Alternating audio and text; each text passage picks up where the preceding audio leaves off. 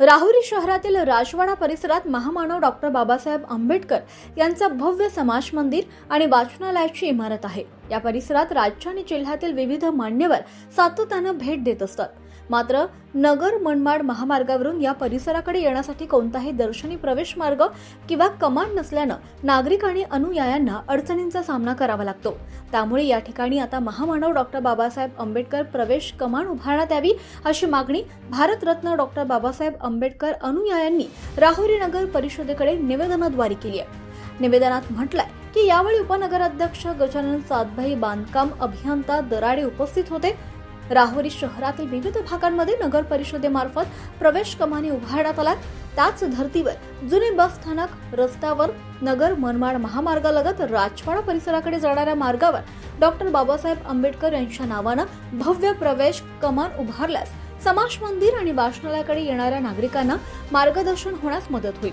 तसंच परिसराच्या ओळखीला देखील अधिक भव्यता प्राप्त होईल।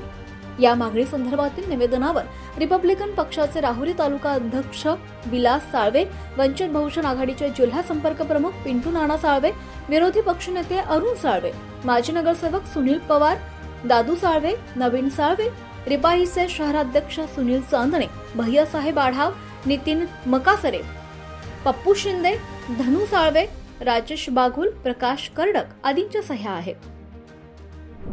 राहुरी शहरामध्ये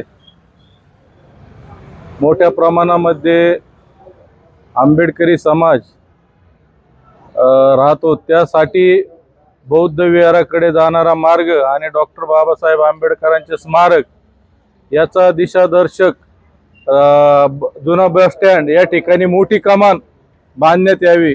कारण की राहुरी शहरामध्ये आपण बघितलं असन, पाण्याच्या टाकीजवळ, त्याचप्रमाणे राहुरी पेट्रोल पंपाजवळ, राहुरी नगर परिषदेजवळ मोठ्या अशा कमानी मंदिराच्या बांधण्यात आलेल्या आहे। त्याचप्रमाणे बौद्ध विहाराची पण कमान राहुरीच्या जुन्या राहुरी स्टँड जवळ कमान बांधण्यात यावी ही आमची सर्व समाज बांधवांची मागणी आहे। त्यामुळे आज आम्ही माननीय मुख्य अधिकारी साहेब, तसेच नगराध्यक्ष साहेब, उपनगराध्यक्ष यांना निवेदन देण्यासाठी सर्व आमचे समाज बांधव या ठिकाणी उपस्थित झालेले आहेत।